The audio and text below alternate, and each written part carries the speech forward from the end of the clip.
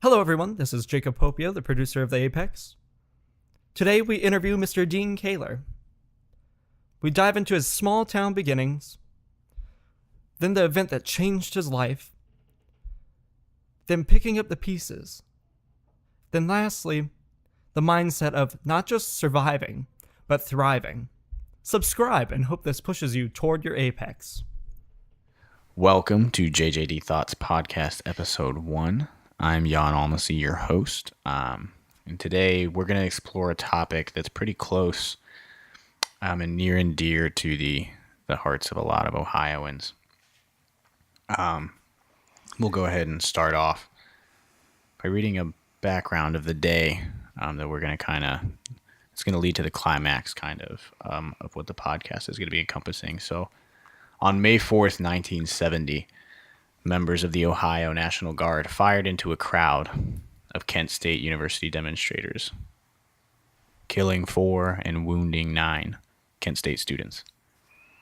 The impact of the shootings was dramatic, and the event triggered a nationwide student strike that forced hundreds of colleges and universities to close. A top aide to President Richard Nixon suggests that shootings had a direct impact on national politics. Beyond the direct effects of May 4th, the shootings have come to symbolize a deep political and social division during the Vietnam War era. And to kind of set the tone for what we're going for today, there's a poem that was written by a gentleman named Ray Hansel in 1971. I'm going to read that for you. Who can forget that tragic day?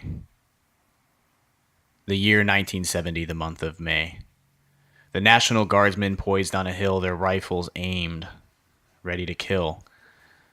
Gunfire soon filled the air, people screaming and running everywhere. The Guardsmen were shooting at will, people afraid to stand still. Gunsmoke drifted in the air, bodies were scattered everywhere. 4 students lay there dead, others wounded by the flying lead. By now the cops were moving in. People were asking, where had they been? Untrained soldiers with loaded guns, killing people's daughters and sons. Many people wondered what gave them the right to move against the students with that much might. Why did they shoot into a crowd like that, knowing the students wouldn't shoot back? The students were armed with picket signs, but I wondered who committed the crimes. The students were marching against the war. What were the Guardsmen there for? A demonstration that took a bad turn. Hopefully, lessons were learned from the events that took place that day when 4 college students were blown away.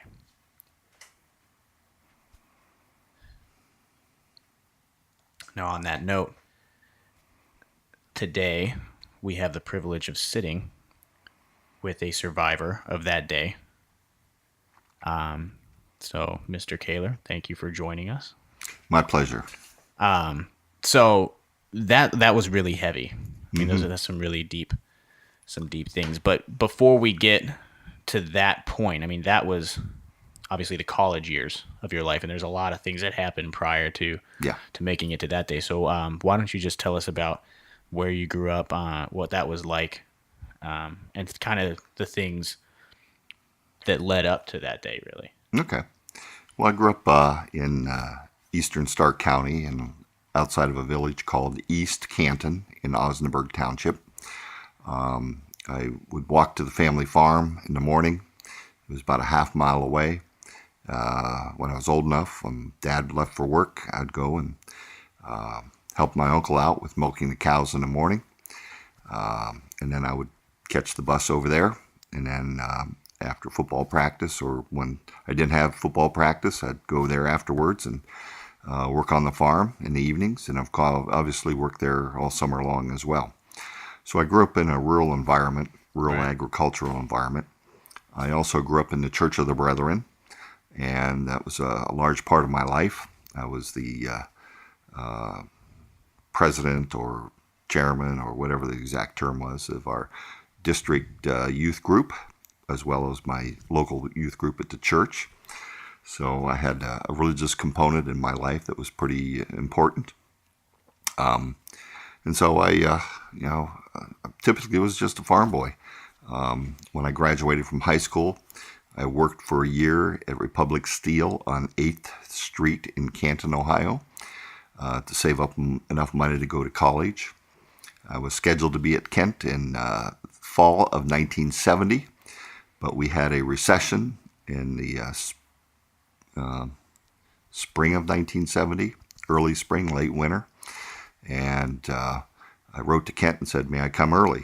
So that's what put me on the Kent campus that particular day, was the fact that we had an economic downturn or a recession at the time. And, the rest is history at this point. So. Right. So you mentioned working at Republic Steel. My grandfather worked at Republic Steel. What did you do while you were there? I worked in the melt shop. So we took scrap steel and put it into either a 100-ton or 200-ton furnace and turned it into liquid steel. And how old were you at that point in time? Like handling steel and dealing with a giant furnace and everything? I was 19 years old. Nice. Yeah, but, they trained me well. I worked with the guys on the particular turn that I was in. I was on a particular crew in that turn. And, we were assigned to a furnace every day when we walked in. And then I eventually graduated to becoming what they called a gunner. Mm-hmm. And what I would do as a gunner... Sounds intense. Well, it was. You would have to rebuild a certain part of a wall inside the electric furnace because the electrode on the electric furnaces, one of the electrodes, was closer to that wall than the other two electrodes were to the other walls. It was a circular furnace. Right. And so you'd have to rebuild that wall with mortar and water and air. And you'd be building probably about a 1.5 to 2 inch divot in the side of the wall that was probably 4 feet by 8 feet. Right. So for the listeners that hear the call of the ice cream man in the background right now, we are exercising our mobile podcast studio to come visit Mr. Kahler, as you'll understand why later on in the podcast. But currently the ice cream man is tempting us to come out and buy a $5 drumstick. Or close to it anyway. Or close to it, right.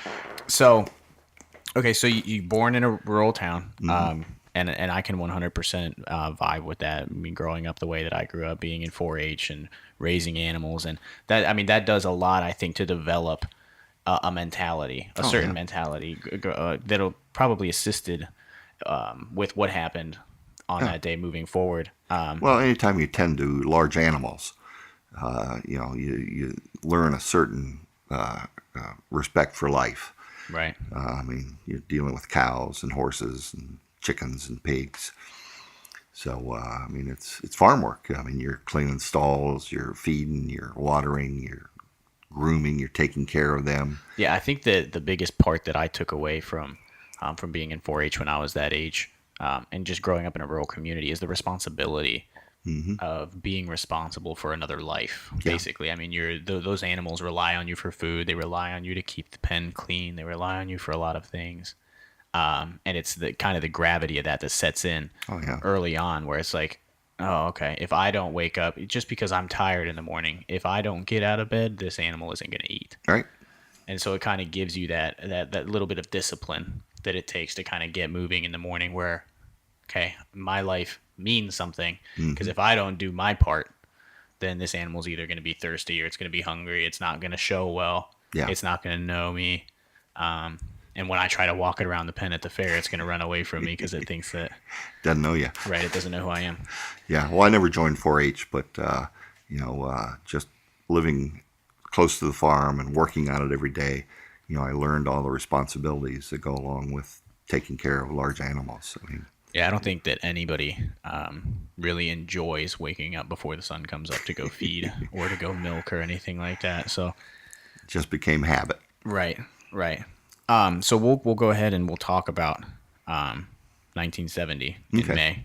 And so, we just talked about the ice cream man and why we had to come visit you in your home to kind of record the podcast. So what happened on that day that, I mean, obviously forever changed the course of your life? Right. I was a student. I was on campus that day. There was a demonstration that was planned. But after the weekend of not knowing what our rights were, what our responsibilities were, what we could do and what we couldn't do, I was hoping that morning that when I got there, somebody would be there from the university to talk to us about what we could do, what we couldn't do, what our rights and responsibilities were. But none of that happened. There was just a couple students with a bullhorn talking about the isms of the day: communism, capitalism, socialism, sexism, racism, you name it. And then the National Guard. Those seem to be pretty hot topics even now. I mean, Yes. those isms I don't think have really ever left the forefront of people's minds. You're absolutely right there. I mean, they're still hot button topics. Right. Even though we made great strides in many of those areas, there's still a lot of sensitivity I agree. that needs to be dealt with along the way. So anyways, the National Guard were near where the old ROTC building was that had been burned down. By the way, everybody says the students burned it down, but the arson report does not blame the students for burning it down. So, go figure. But anyways, after my diversions, they were there. We were on the side of the hill called Blanket Hill, right beside Taylor Hall, in the center of campus, right behind the student union.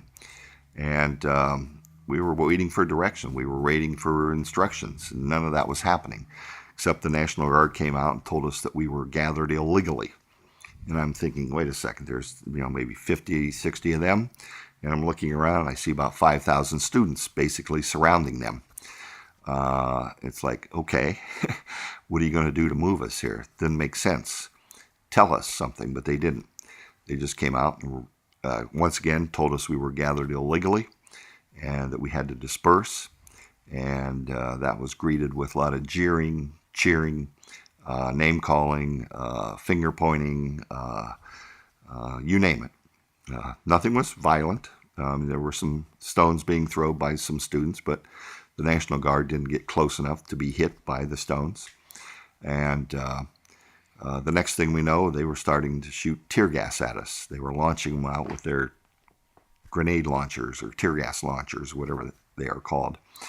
And that obviously dispersed everybody who was on the side of the hill. Didn't do anything for the 500-600 people behind them, but they then marched out in formation with their bayonets and gas mask on and their helmets, marching toward where we were all standing, and we were now leaving. I remember going up around the hill, down the other side, and they followed along and went into the practice football field. I didn't go into it because it was surrounded on three sides by a fence.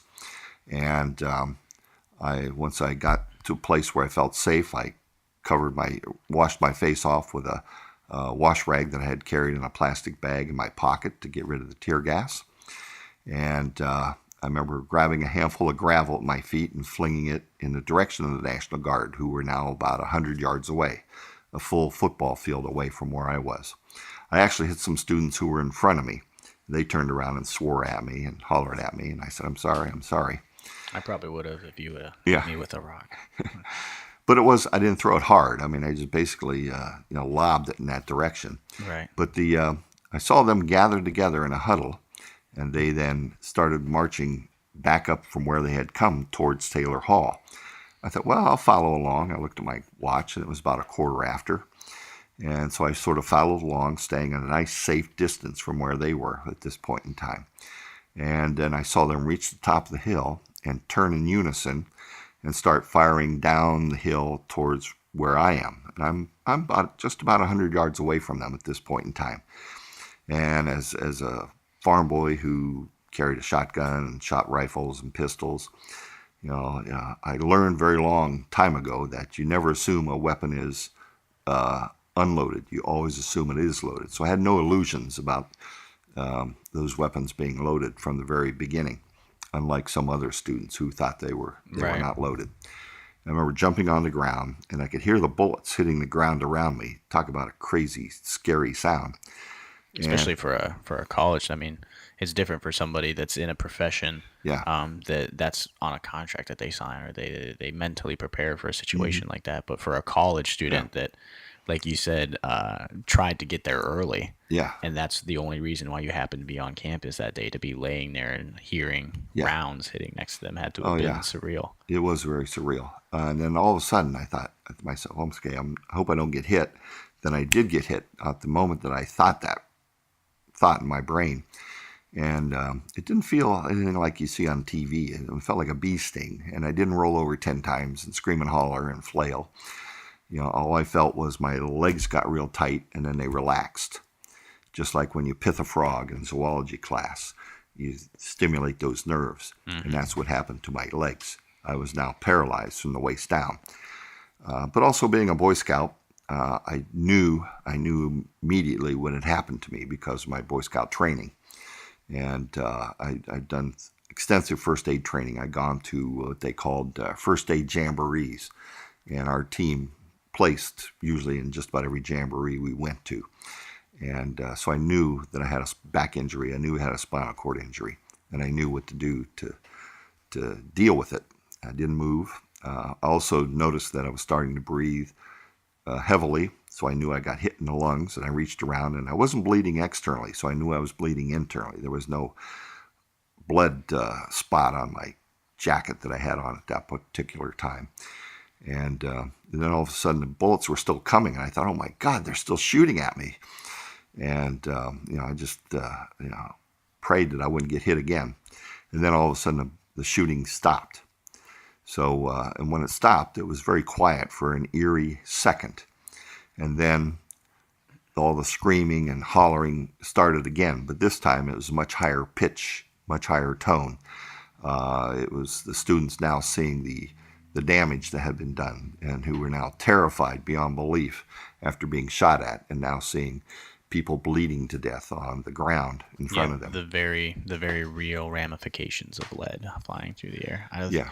Like you said with, the way that you described that initial injury, not being like what people see on TV.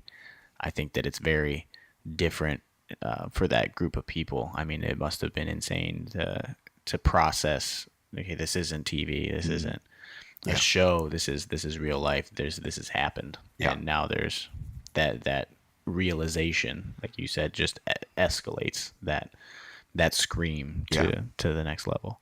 Yeah, well, I mean, like I said, I was a farm boy, so I had shot rabbits, I shot pheasants. Didn't shoot anything else because back then we didn't have a lot of deer in this part of Northeast Ohio back then. So those were the main animals that I hunted as well. So, I had seen what happens when someone gets shot. Right. Yeah, at least an animal anyway. And it still freaked me out. And then students started gathering around me at the time. And the next thing I know, there's people wanting to turn me over. And I said, no, I can't. I've got to be still. And it seemed like it took forever for the ambulance to get there. Apparently, the people who fired their weapons, the National Guard, didn't send somebody down to go get an ambulance. Some student apparently ran down the hill and hollered, they shot people up there. Get an ambulance. Get ambulances going. And so that's when the ambulances came. It took forever, it seemed like. But, I was thankful that I was still alive, thankful I was still awake, thankful that I still had my brain, and I was getting attention finally. And thankful that you were a Boy Scout at that point. I mean, I know that they always say that Boy Scouts are prepared for everything, but having the knowledge coming from a nurse, the knowledge to be immovable at that point, realizing that you had a spinal cord injury, probably did an inexorable amount of saving any type of further injury that could have happened. Well, what happened was the M1 or a 30-06 caliber rifle, the one they carried in World War II, shattered my thoracic 9, 10, and 11 vertebrae. And my injury level is right around a 9, 10. Some doctors call it 10, some doctors call it 9, depending on how they do their test. And so, I remember then being loaded into the ambulance as I was being driven out of the college at that point in time, the university. I saw all these telephone trucks lined up everywhere. And the guys were up on the posts. And I thought that was strange. I'd never seen so many telephone trucks on my way out of the campus and out on the East Main Street going towards Ravenna where the hospital was. So, I found out later that they must have pre-positioned telephone people there to turn off the phones if anything had happened, which didn't make a lot of sense because when something happened, they decided that they were going to close the university. And so you had 20,000 people not being able to find a way to communicate with the outside world to figure out how to get out of there. Right. So that was weird. Then I got to the hospital and I was lying on a gurney in the hallway of the emergency area before anything happened. He just unloaded me. And I heard a nurse holler, "Get blood types on all these people." And I thought to myself, I got all that. So I reached into my wallet, pulled out my ID, my insurance card, and I had 2 blood donors card because I had given blood as a high school student when we were eligible at Timken Mercy Hospital, but I also had blood that I had donated at the blood bank in Kent because it was time for me to do it, and I was going to drive back to Canton to give blood. So I donated blood there. And I saw a nurse walking by, says, "I think you need these." And she goes, "Oh my God, thank you." I said, "Yeah, you're welcome. What are we going to do next?" That's amazing. The just those little preparedness things can really help expedite situations. It really did. Next thing I know, they were wheeling me into an emergency room and getting me prepped for surgery. And then all of a sudden, I had a surprise visitor I wasn't expecting. The equivalent of a bishop, or district secretary, as we called them back then, in the Church of the Brethren, was at the hospital, and he came down, and he was leaving his home in Hartville at the time of the shootings, because I didn't tell you that within 5 minutes of the shooting, a student had come to me and asked me if I knew my parents' phone numbers, and I gave them to him because they were in my brain. And he called both parents. My mother had the wherewithal to call our district secretary, who lives in Hartville, and he says, "Lucky you got me. I was just walking out the door to go to Ravenna, to the hospital." And she said, "Well, Dean's there. He was shot at Kent today." And he apparently said a prayer with my mother, and he says, "I'm going." And he hung up the phone and left. And he was there, and I got a chance to see a friendly face. Someone I knew because his son and I were best friends, and I was very thankful that he was there, and I got a chance to talk to him for a few minutes, and he said a prayer with me as well before they finally put me out. I think I was going out as I said amen. Yeah, it's amazing the impact that a friendly face can have on even in the most dire situations. One thing that we talk about in nursing.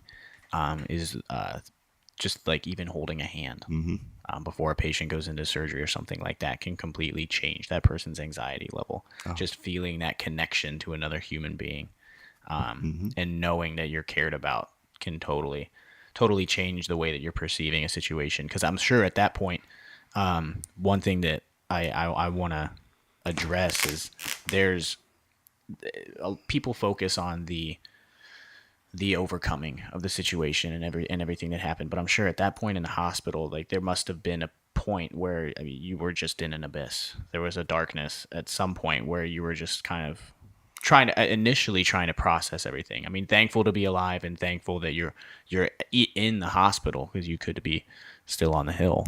Well, I didn't run into any abyss at all until later on, whenever I was coming out of the induced coma. But everything seemed very calm. Everything seemed very clear. I think it was the extensive first aid training that I had. I knew I had to keep my wits about me right till they knocked me out.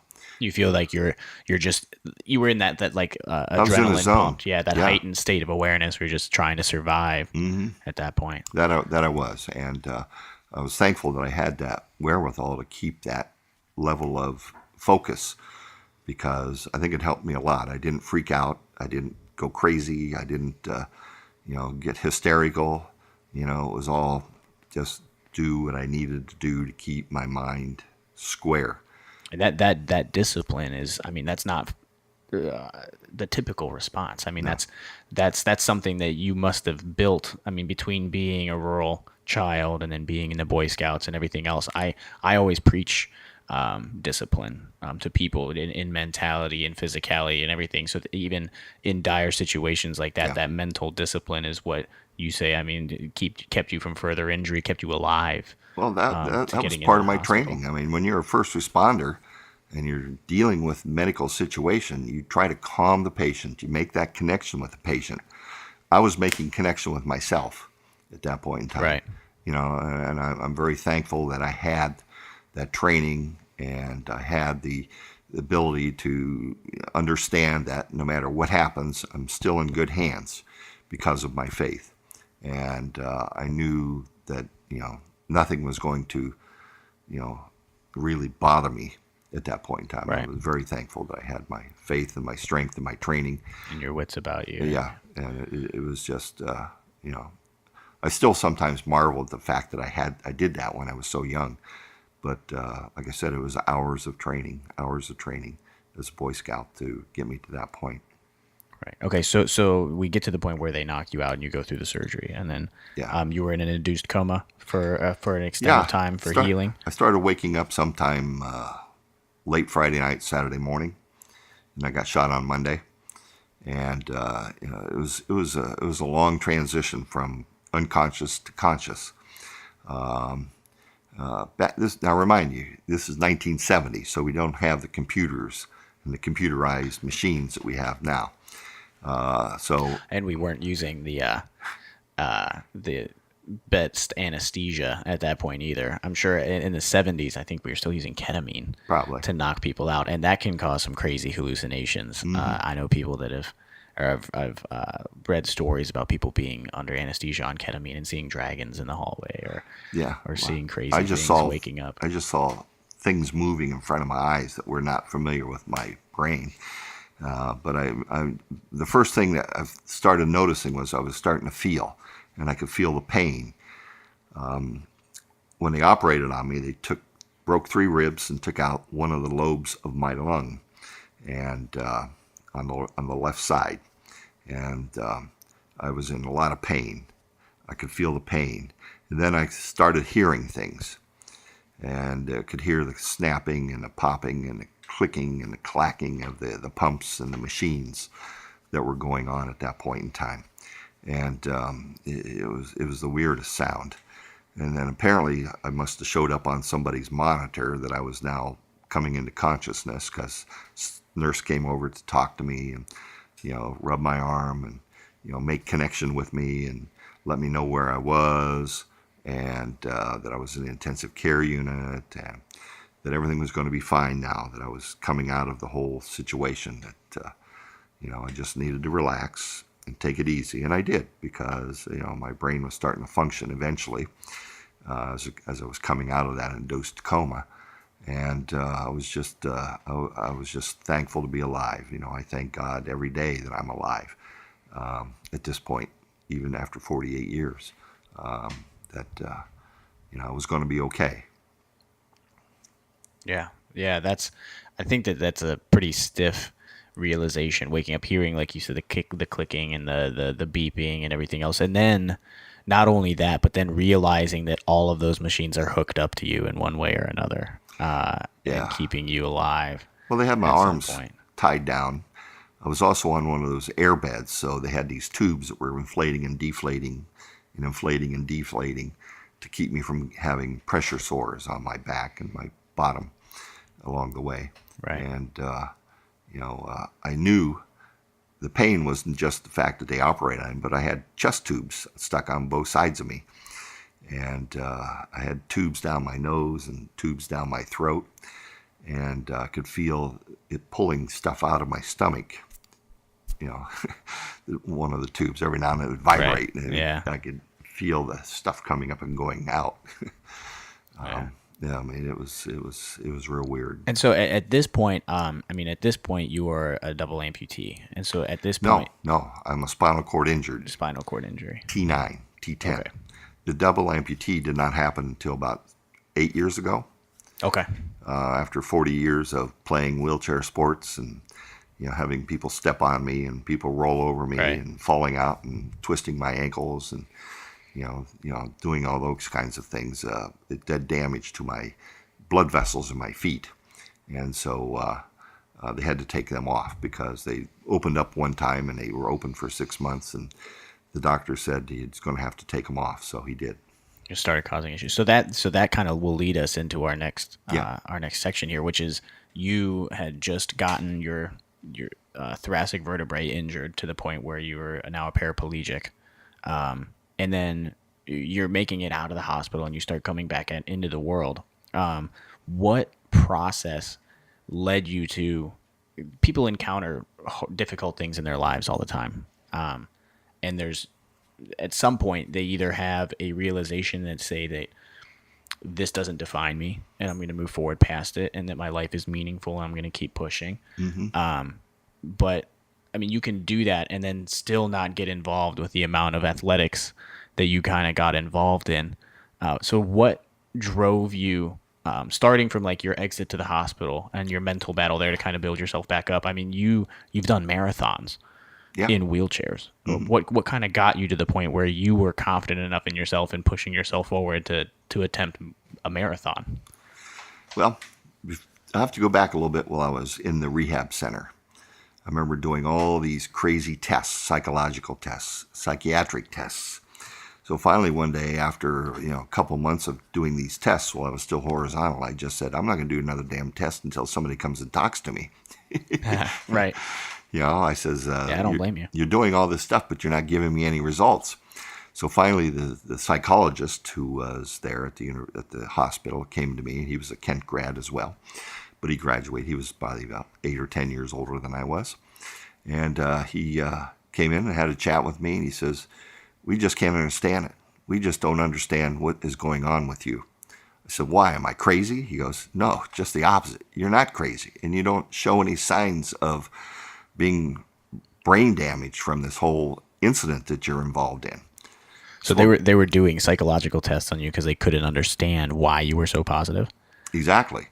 I said, Doc, I'm thankful to be alive. I mean, I could be dead. I mean, I know what kind of bullet I got shot with.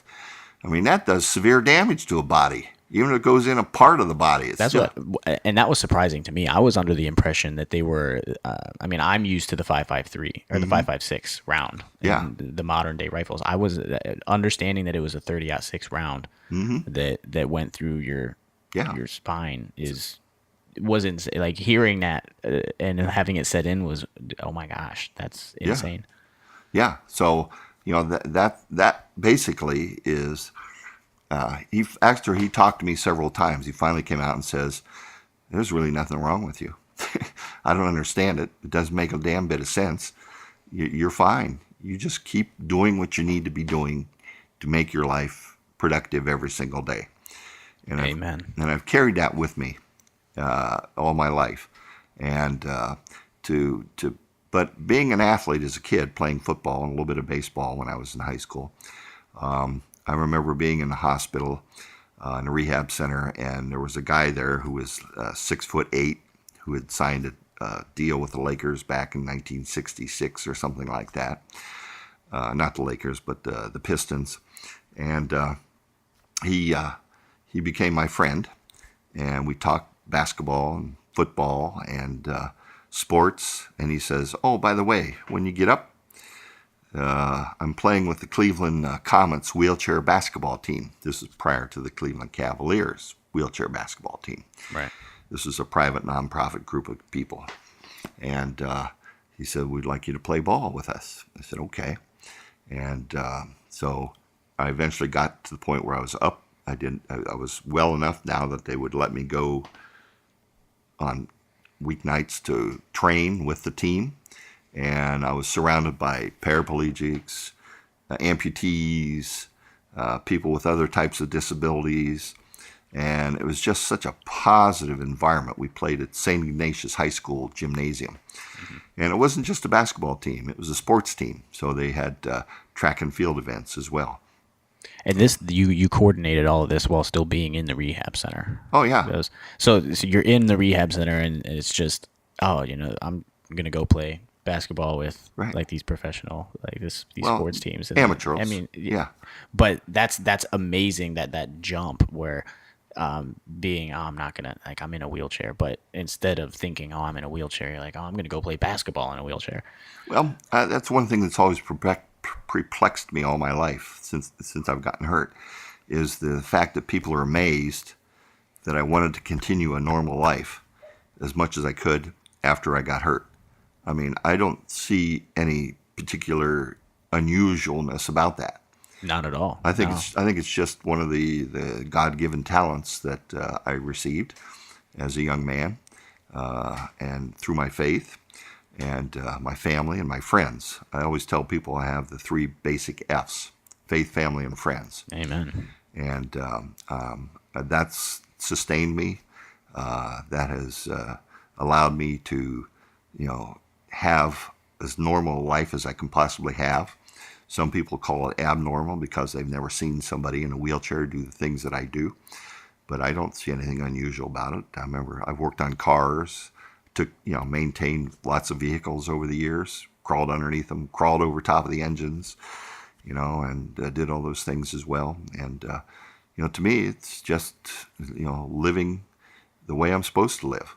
I mean, I really don't have any hesitation to try something new. And I think that's a principle that can be applied across pretty much everything. Where if you encounter a situation that is a roadblock, because I mean we encounter roadblocks in our lives all the time, and people encounter roadblocks, and you have 2 choices. Once you get there, it's either sit there and stare at the roadblock and curse the fact that it's in the road, Yeah.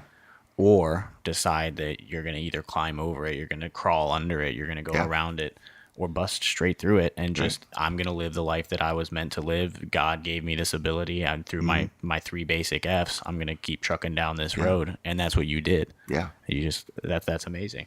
Well, the other thing too is that the drive that I had, was something that was, I think, given to me by God. As simple as that.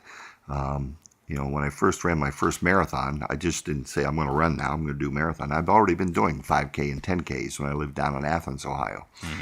And I thought, well, I'm going to sign up for the Columbus Marathon. So I took about 8 months to train for it.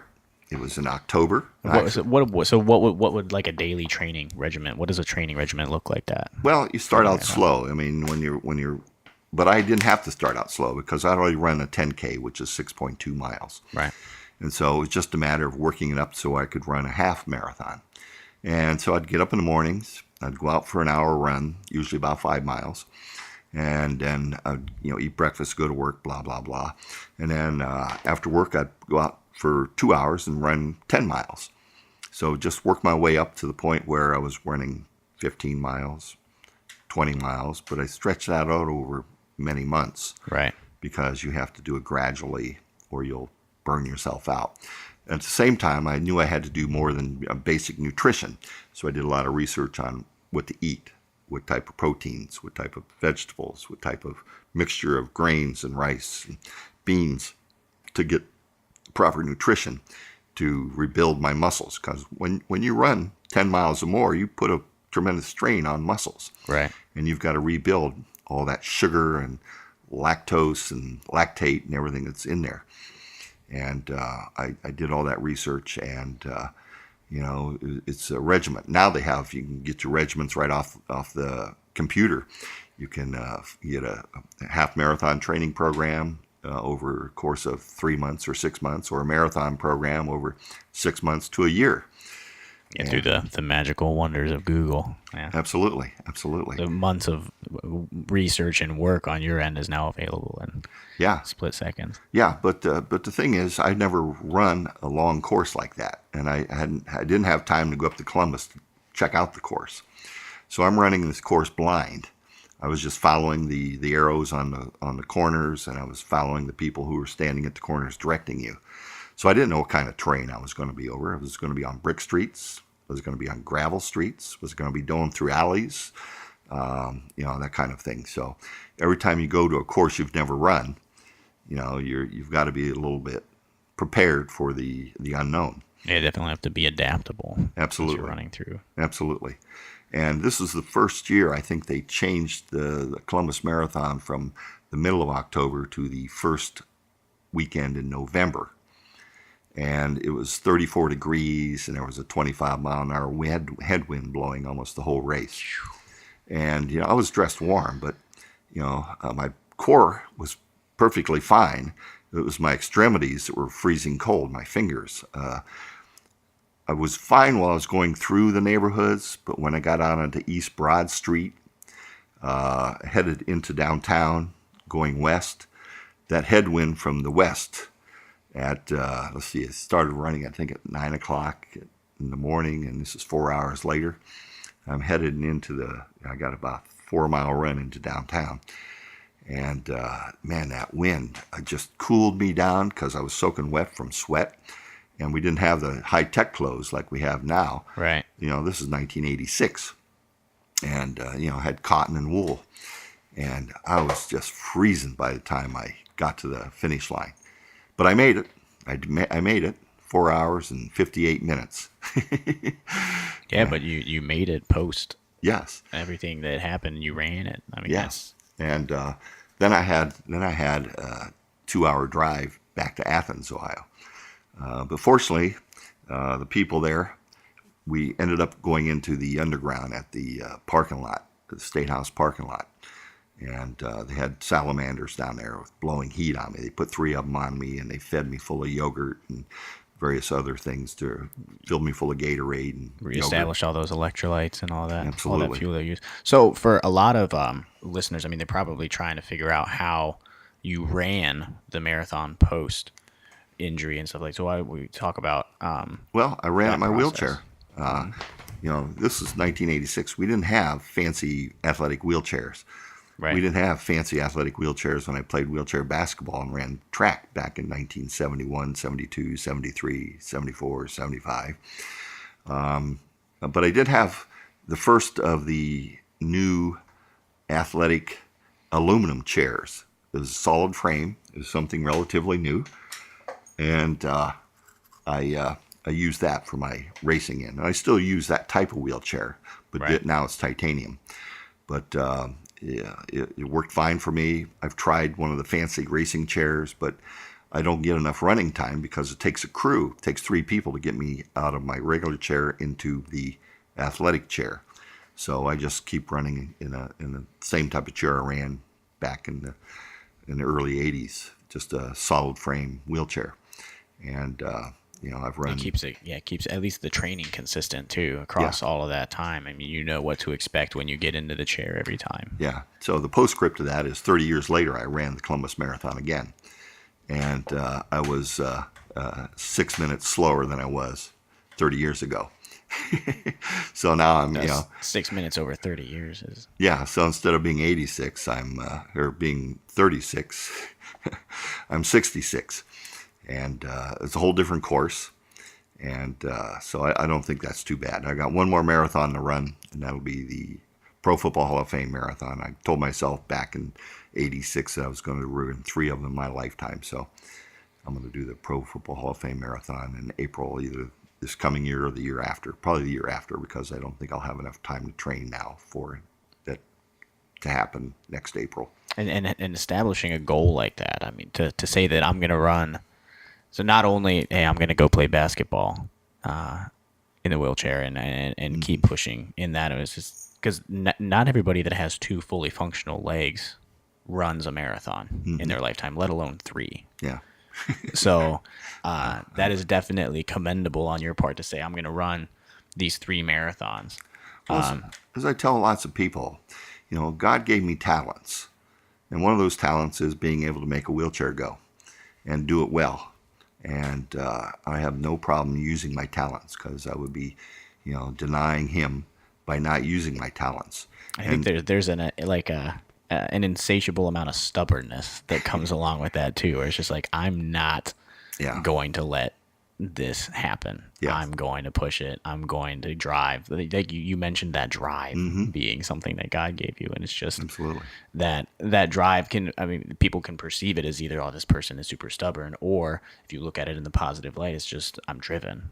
I have this ability to set my mind to something, and once I set my mind to something, that brick wall might show up in the road, that pothole might show up in the road, but I'm either going above it, over it, around it, or through it. Exactly. And I'm going to make it to my 3 marathons. Yeah. Regardless. And when I go to races, even the 5K races that I do a lot of them, obviously, because they're easy and they're short.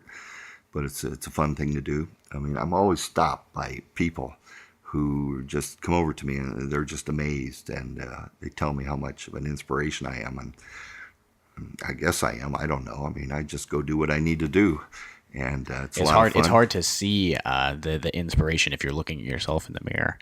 I think because there's only so much that you can do to understand other people's perceptions of what your life is in a total, because you can see your day-to-day actions and you know what your day-to-day actions are, but over the course of a lifetime, I think it's difficult for people to kind of look at themselves and be, I'm just a farm kid from East Canton. Exactly. It's humbling, you hear that from people and you think, oh my God, it's just me. What am I doing that's inspiring these people? So, it's hard to deal with when you're not used to doing it, and, hard to deal with the fact that people are giving you this compliment, I guess, is the hardest thing. So I've learned over the years to just say, thank you, appreciate your comments. Right. And move on, because if I sit and think about it, I might get a big head. I don't want a big head. I just want to do what I need to do every day to get through and to be productive and to give thanks.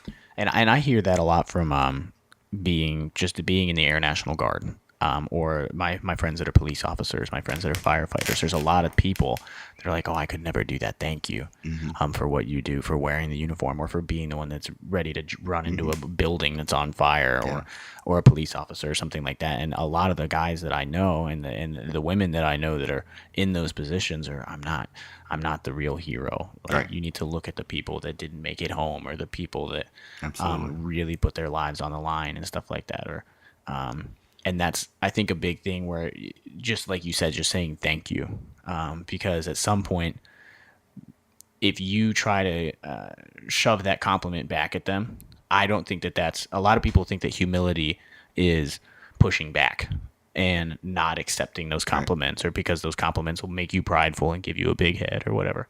But I think the dichotomy to that is humility is accepting those gifts that God gave you, and pushing them out to the world, but then also having a deep understanding of how short you fall of everything. And so when those people say thank you, it's to make them feel good too. They want to express their thanks to you. And so if you turn that thanks away, it's super. That is what makes you, I think, more prideful than accepting their thanks and allowing them to express their gratitude for your lifestyle or your inspiration and everything like that. So you're planning on doing the marathon, this next one. How old will you be when that is completed? Well, I'll either be turning 69, or if I do it the next year, I'll be turning 70, because I was born in May. And so the marathon that I'll be running in Canton will be in April sometime. So. And that's what I'm thinking about, trying to do a marathon. And I am 23. So having a 70, or somebody that's going to be 70 say that they want to complete the marathon is definitely making me reconsider the amount of work I'm willing to put into. Well, when I was 23, I was running with the Cleveland Wheelchair Athletic Association team. And I made it to the Nationals every year I qualified. And I was never in the top 10, but I was never at the very bottom. I was never number 20, because they only took 20 people in every particular group. And in my classification, I was one of 20. And the lowest I ever ran was number 18. The highest I ever ran was 15 out of 20, doing 100 meters, 200 meters. And but that's out of 20 at the national level. At the national level, yes. So that's awesome. So and that, I mean, there's a lot of people that I think that like the Paralympics or Those are other great events things, like yeah. that. They're amazing. They're amazing things, and people are like, oh, it's the Paralympics. The Paralympics are on. Whatever. I qualified twice for those, but I didn't go because I was finishing up my schooling and I couldn't go those 2 times. So Right, and that's kind of where I want to go to next. So you not only made it out of that and decided in the rehabilitation center, hey, I'm going to go play basketball, or I'm going to run 3 marathons in my lifetime, and all these physical things. But another piece of that that we kind of alluded to with the physician just saying like there's nothing mentally wrong with you. I mean, you're just a positive person. Is kind of that there's different pillars, right, of a person. You have your spiritual pillar, your mental pillar, your physical pillar. So obviously physically you were super stubborn, Yeah. and like, this is just how it's going to be. I'm going to be super athletic. I'm going to do all these things. So then mentally you pursued an education, and you were an educator, yes, right, for an extended amount of years. yes. I graduated from Kent with a Bachelor of Science degree in secondary education and social studies with a major concentration in 4 out of the 5 areas. I didn't teach right away. I took some civil service tests, worked for the state of Ohio, and then I decided to then eventually run for county commissioner. I was a county elected official in Athens, Ohio for 2 terms. I was a county commissioner. And then I renewed my teaching certificate, and I started teaching at the vocational school in Nelsonville, Ohio. And then I taught there until my mother started getting a little dementia, and I came up to help my father take care of her. And then I taught with Canton City Schools and Sandy Valley School District and Perry School District before I retired. And those are all social studies that you were teaching. Social studies and a lot with special ed as well too. That's awesome. So what was it like? I mean, the main focus of JJD is leadership, right? And having a meaningful life and pushing those types of things forward. So as a county commissioner, when you were down in Athens, especially with that population that's down there, the Appalachian population, as a county commissioner in that area, what was it like leadership positions in that area, and how did you have to maneuver some of those leadership positions and being a commissioner in that area? Well, it was fascinating because in Athens you have 2 types of population. You not only have the rural Appalachians, but you have the educated and the students who are at Ohio University. And then you also have a group of students at a place called Hocking College, or back then it was Hocking Technical College.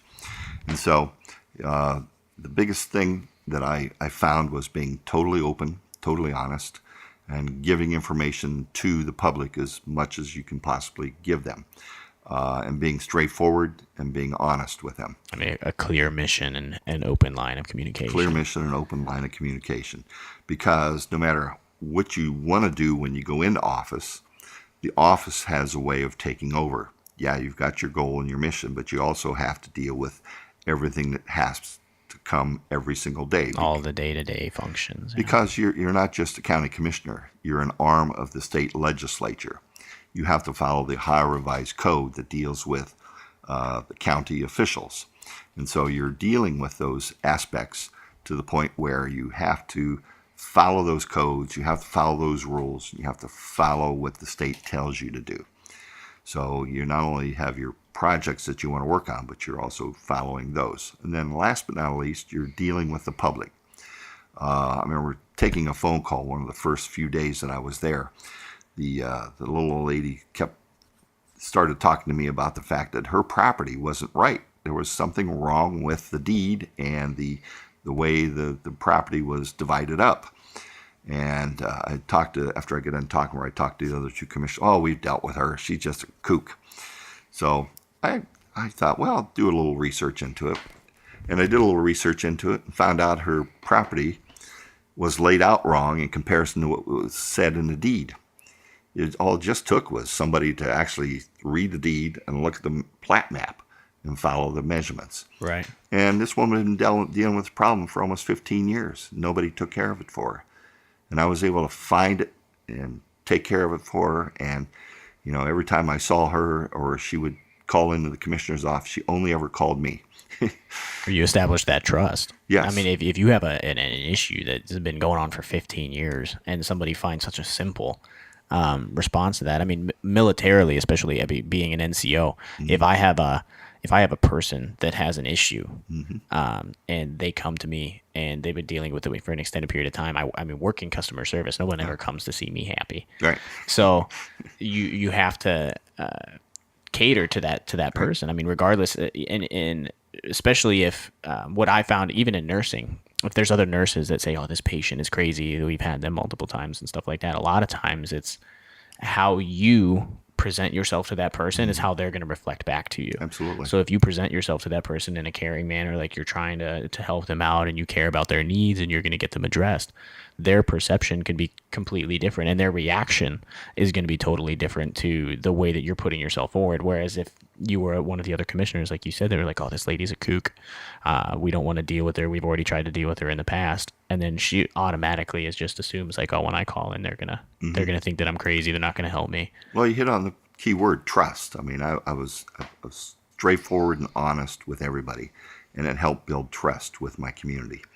And even when we had emergencies, I was commissioner in 1980. I got elected in 84. There was a big storm in 85, a big snowstorm, and had the county paralyzed basically. And I was stuck in the office. I was the only one in the office, but the other ones finally eventually made it there. And we had to set up a command post and all that stuff to deal with people who were stranded in their houses or roofs being caved in because of the snow pressure. So Right. yeah, so I enjoyed doing that as well. And so you were one of three. There's two other commissioners, and you were. Yes, that's the way it's set up in Ohio. It's county commissioner setup, except for if they become a charter, like Akron is a charter. Okay. And they have, I think, 8 or 9 charter members who are elected. So we kind of hit on trust there a little bit. I mean, with that woman as an example. So if someone were to try to step into that public office, I mean, there's a lot of people that are focused on how politicians interact with each other. I mean, it'll always be a hot button topic. Yeah. Because we're represented by elected officials. I mean, that's just how the country is. So, your advice, or like if you were going to try to distill down what it would take to be successful in that type of leadership position, as far as like virtues like the trust and other things like that, what kind of advice would you give to somebody that maybe would want to step up into a position like that someday? Ways for them to develop themselves and handle themselves in order to have the highest possibility of success dealing with, like you said, you're dealing with the higher ups at state, but you also have to cater to that little old lady. Mm-hmm. Well, you have to be honest and you have to be straightforward. You have to tell them the truth. You can't lie to them, because you lie to them, you break that trust. You break that bond. It's a sacred bond to be a public official, especially at the county level, because I was fortunate enough to be a county commissioner in a small county. We only had 64,000 people there, and 18 to 20,000 of them would disappear for 3 months out of the year.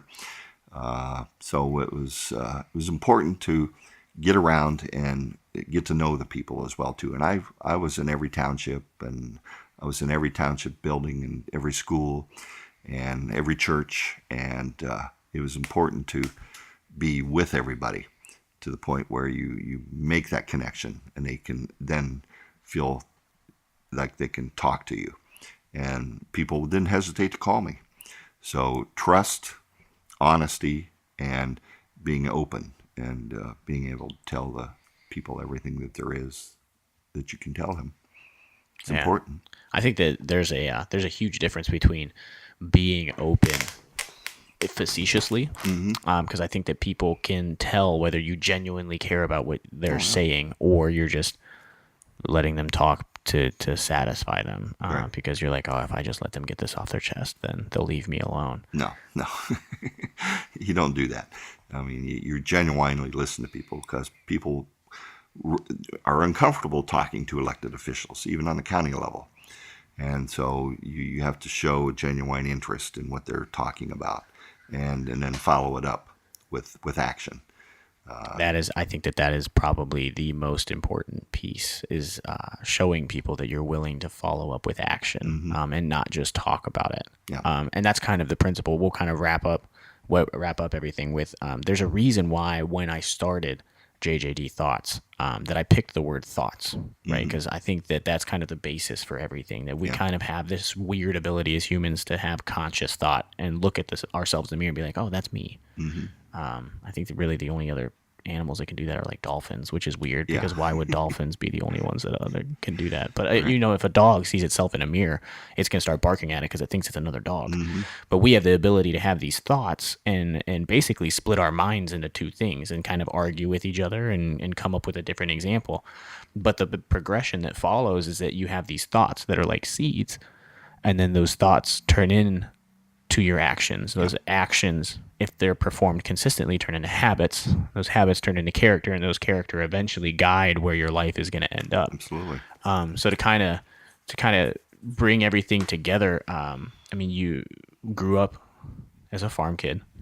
The day, I won't even say tragic, because the amount of things that you've been able to do with your life after being shot at Kent State is not a life of tragedy by any means. No. So just the day that you were shot at Kent State and then moving forward after that and everything, what thoughts consistently, actions consistently on a day-to-day basis? Because I think that that's kind of what people need. Especially in an area, we both live now in an area where we hit an all-time high for suicides at the high school level. Okay. And so if you are able to change thoughts, I think that a lot of that depression, a lot of those issues of not feeling meaningful, not feeling wanted, not feeling like you can push through can be changed, but it has to be done on a consistent basis. So what were your thoughts, your actions, the habits that you developed to kind of lead into the character and who you are? Well, I think it goes back to the very beginning, waking up every day and giving thanks. Even before I got hurt, I woke up every day and said, thank you, God. I'm going to do what I can. And, having, as I said, my family, my faith, and my friends, they're the ones who support you. Having your faith, having something to look forward to understand and to study is very important. Having your friends to support you and to be involved in your life and your family, the support that your family gives you. All those are the things that help you develop your thoughts and your habits and your routines. Without that, you don't have a life. You get up, you thank God, you set a goal for the day or several goals, and you move forward with what needs to be done, and you plan for the future, even though it's not given to you, but you plan for the future. Yeah, I always heard if you want to hear God laugh, you want to tell him what your plans are. Yeah. So you can only plan so far ahead without him trying to divert. Absolutely. So, it's nothing magical. It's being honest with yourself, getting up every day and giving thanks, and, figuring out what you're going to do today, and do some plans for the future, because you never know if you're going to get to them. But it's always good to have a plan. Right. So, yeah. Well, I don't have anything spectacular to say, and I don't think that there is this giant spectacular answer that is this. I always read online, there's like, oh, these are the 3 ways for you to be successful, or here's 9 ways to do this, or 12 ways to do that. And I'm like, none of these things, do people think that you're going to Google something, you're going to read something and be like, oh, if I start drinking a protein shake in the morning and then I start running 2 miles every day, my mental state is all of a sudden going to change, where I'm like, yeah, that could be a part of it. If you start being physically active, definitely then that could be a piece of it. But I don't think that there's no 3 ways to do something. Every day in life, you're faced with choices. You're faced with a dichotomy, and you either have a choice to move in a positive direction, or you have a choice to move in a negative direction. And nobody ends up just like in some place that's a super, super negative place. Yeah. After a situation like this, in 24 hours, it's choice after choice after choice after choice that kind of led you there, and you just happened to make choice after choice after choice that led you to a positive end result. Absolutely. And that's awesome. And that's what it boils down to, is just daily choices of gratitude, of pursuing goals, of pushing yourself, of not settling, of making sure that you're giving the best that you have daily. Yeah. Well, I got some advice from somebody long ago, and they told me, it was a teacher when I was in school. He said, stay curious. And I tried to carry that with me as well, too. So Just ask why. yeah. Don't settle for if something happened or you encounter something. Ask why. Yeah. Why? And follow up on that why. Do the Over research. and over and over again. I like that a lot. I try to live. I always tell people my favorite word is why. When you're studying for nursing, or you're studying for really anything, or just life in general, if you ask why that's happening, and then go to the next question that's deeper, and then go to the next question that's deeper, life is never boring. No. Because you can keep asking questions and you keep pursuing answers. Absolutely. So, all right. Well, All right. I again appreciate you taking the time to sit down with us, with our little bit of microphone trouble that we had in the beginning here, and then It's all part of the game. the ice cream man and everything. I would like to give a giant shout out to Jacob, running our microphones and our audio. He's been extremely patient with us as we've kind of sat here and discussed life, love, and the pursuit of happiness. Again, this was episode 1 of JJD Thoughts Podcast. I'm Jan Almasy, and we had Dean Kahler on with us today.